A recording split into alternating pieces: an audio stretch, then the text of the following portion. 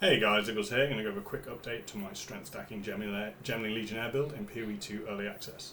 I've had quite a few requests for this, what my tree's like now, what my gear's like now, what my damage is like now.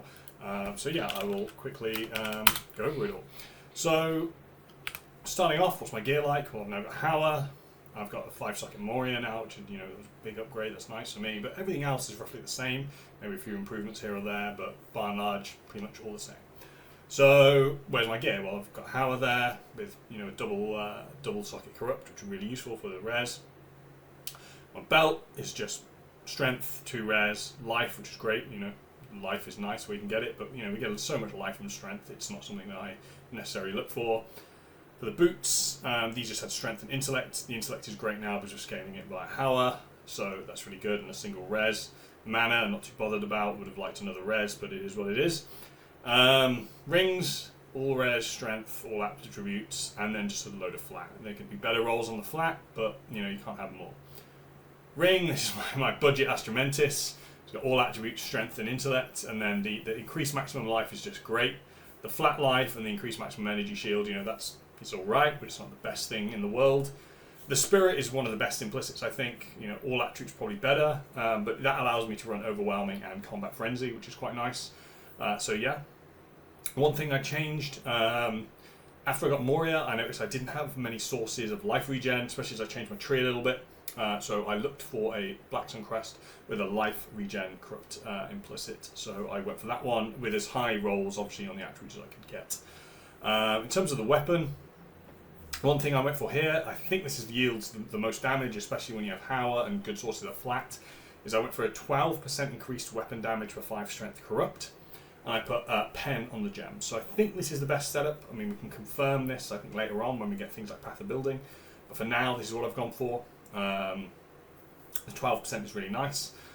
So yeah, that's pretty much where I'm at gear-wise. Nothing majorly changed, just more of the same but better, really, from the last video. I'm at 9,705 life now, with 356 energy shield.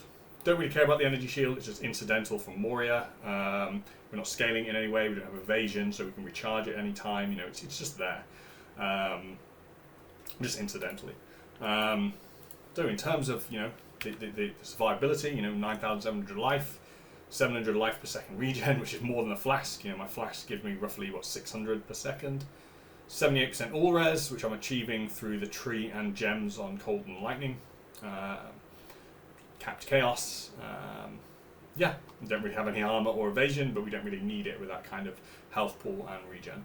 In terms of damage, my ice strike's at 229. I do have a 6-linked ice strike, but I'm using on another character. I've made another gem link to test something out for you guys. Same build effectively, but a few changes. That's currently got my 6-link, but the link I put there is ice bite, so the damage wouldn't change. And the corrupt I got on this one, I wanted obviously the 6-link was a +1 level, so the damage is exactly the same, or would be, because Ice Bite doesn't improve tooltip. So you can see with about 250k tooltip, that's a 230k, let's be more accurate. With Ice Bite, when that's up, that's 35% more. You're going to have Tempest Bound in combat, you're going to have Shock, you're going to have Exposure, all those things. Pen, you're looking comfortably over 1 million damage, and my sort of videos, and I've watched back and me killing stuff, that evidence is this as well. Easily, 1.5 million DPS, probably 2 million when the stars align, and then everything else is the same. I'm running Charged Staff now, I'm running Combat Frenzy, Hand of Chiula, because of Combat Frenzy, the Sniper's Mark, instead of giving a Frenzy charge, gives the power charge, so that can instantly generate power charges for Charged Staff on bosses, and then when we're mapping, we just use Combat Frenzy with freeze. So that is, that's where I'm at now. In terms of the tree, pretty much the same tree as before. I've removed some of the nodes here, so I've actually got less life regen. That's why the life regen corrupt I was talking about on Black Sun's really nice. Because I passed over to Combat Frenzy and I just needed the passives. In terms of jewels, I've got 3 Grand Spectrums now. As I say in the guide, it's probably only worth getting these when you have 3. These then, instead of 2% each, it goes to 6% each for 18% in total. These are worth corrupting because you can't really brick uniques when you corrupt them now in PoE 2, unlike PoE 1. So I corrupted all of mine. And these are quite cheap. as far as grand spectrums go. I think they're cheaper than the others. It seems to be a lot of increased maximum life stuff because most of the meta builds now aren't running max life. They're running energy shield or mind of matter. So similarly, this Moria is actually, I think this cost me 7 divines, and that's for a 5-socket corrupt attributes max life. If you look for a similar one that attributes all res, you're looking at 100 divines. That's the price delta between going for a max life based build versus an ES or evasion build, which is great for us. The other gems, I think I've got one. That's where I get 2% of my max cold res. It's great. It gives me recovered life on kill as well. That's useful when mapping, and some cold pen. I think I have one here. Oh, that's where I get my max lightning, and then my max fire is there, and similarly prism guard. That's how each of my resistances are at 78. And then the rest of them are rubies with like increased life regen, max rage there. What's this one? Life regen, rage on hit. One here, life regen again, rage on hit. Life regen, rage on hit. Yep. So that's pretty much what I went for, and obviously the grand spectrum. So that's where I'm at. I'm comfortable now with close to 10,000 hit points. 700 life regen a second. Yeah, I consider this build pretty much complete. The damage is there, the tankiness is there, everything's there. It's it's overkill for all the content that we have. Where would I improve the gear if I could? So one thing I would get, this is a low level one, so I do lose some stats and some chaos res, but to give an example of this, just the 2% from that alone, even though I lose health, I go to 1,000 life regen a second. I lose some chaos res as well. So this isn't the best one, but that is the best corrupt implicit you can get on the ring for this build, I think. And if we coupled that with ingenuity, which will probably be my next upgrade, if you had 2 rings with regenerate, between 1 and 2 life per second, you could see how we could start pushing, almost 2,000 life a second there. And ingenuity is also great because any of the flat damage goes through that ingenuity multiplier on the belt, and the strength and the attributes on the rings go through that multiplier. That you get more strength. You'd actually get more life. Because that strength, strength is so good for us for life that it's better than the 168 max life there. So with ingenuity, I'd increase my life, my damage, and my recovery. So that's a really big boost to the build. Obviously, Astromentis would be a huge boost, but they're just ludicrously expensive at the moment. That I consider it basically unobtainable. Ingenuity is probably more obtainable, so that's somewhere I'd upgrade. Other than that, just finishing the tree, getting some levels. But I'm at the point now where I would just be sort of min-maxing for the sake of min-maxing. I can do all content. So I consider this, complete. I'll have another browse of the build and, where I can optimize things when Path of Building comes out. I can see what, explicitly is the best corruption on Pillar. Maybe change the tree a bit, see what we can change. Something else I've considered, actually, before I conclude this, is maybe going towards Blood Magic if mana becomes a problem, and speccing over to the max res here. Because you get the extra skill slots there, which couples well with this. You could get to, in my case, about 84% all res, which would be the effective HP against elemental from that is huge. And with Blood Magic, that should offset any mana costs if we have any mana issues. And you don't lose that much; you lose some quality on skills. That's it, and obviously the less cost.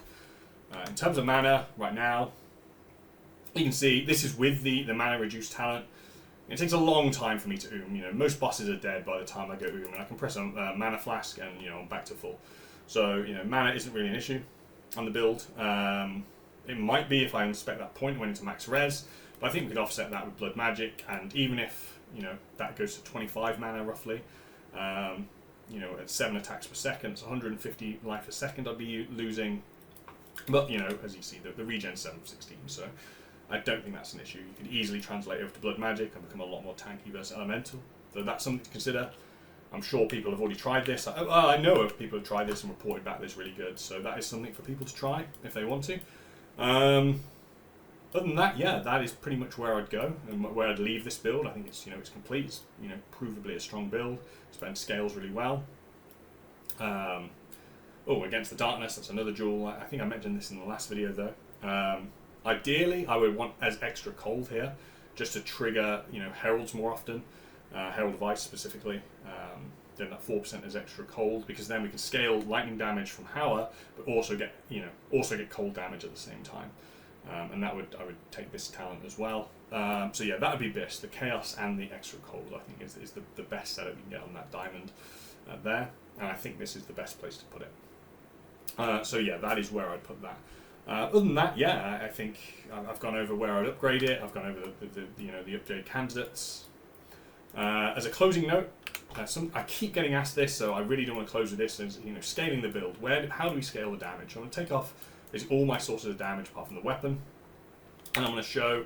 We use the base attack as our metric. I'm at 5,000 damage now. Just by adding these gloves, and it's mainly from the flat damage. So these were the rares that I used prior to Hour. And these serve me well until about level 88. Well, my damage has gone up 300% to 20,000. And it's just because that, and that isn't like a huge, these aren't like, these probably you could get for like 5x now. Because what's happening now is that the expensive items are getting more expensive, but the cheap items, you're getting good items, very, very cheap now. That, in week 1 would have actually been very expensive because more and more players are doing endgame content, there's higher tier roles, just becoming more common. So I'll add this ring, doubles again. Because again, flat damage, because that strength is getting put to work now. And another ring, 55,000. So we've gone from 5,000 to 55,000, so a 1,000% increase in damage. Ice Strike is 117,000, which again is probably close to 1 million with all Tempest Bell and such like Charged Staff, Rage, all those things up, and that can do all content in the game currently. Fairly comfortably, 1 million DPS. That's without Howler as well. So yeah, you can get high damage numbers without Howler. You add Howler, it doubles again because Howler just provides so much flat. So yeah, Howler are really good. Obviously, I recommend them. They're just brilliant. But you can do the game without Howler on a strength stacker. This is probably the most budget. It's ironic because what I've got now isn't budget, but you can get this going on a budget. I know people have. I did originally, at least more so than other variants of Howler and Pillar. The tri-stacking ones and the int-stacking ones tend to be a bit more expensive to get going. They have better clear, and they will have more damage, perhaps at the cost of tankiness at the high end, but yeah, they will eventually have more damage, because balancing those damage buckets will yield more damage and leaning into one. I just go for strength because, I get a massive hit pool at the same HP pool at the same time, which is comfy, and, it's cheaper to get going, I think. So yeah, that is basically it for the build, the improvements I would make. If I had infinite currency, but I'm at the point now where, I want to try something new. I consider this complete. As I said, I'll have a quick look over Path of Building when it comes out, but yeah, I just thought, so many people have asked, for an update where I'm at, what's the tree looking like now, what's the gear looking like now, so I guess they can get inspiration for where they're going to pivot and move in their next upgrades. So yeah, here you are. I hope it helps, and I hope you all had, good holiday time and a great new year, and yeah. Hope it helps, and thanks a lot, and bye.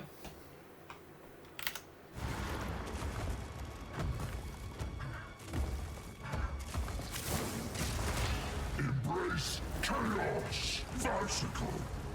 Chaos, aid me.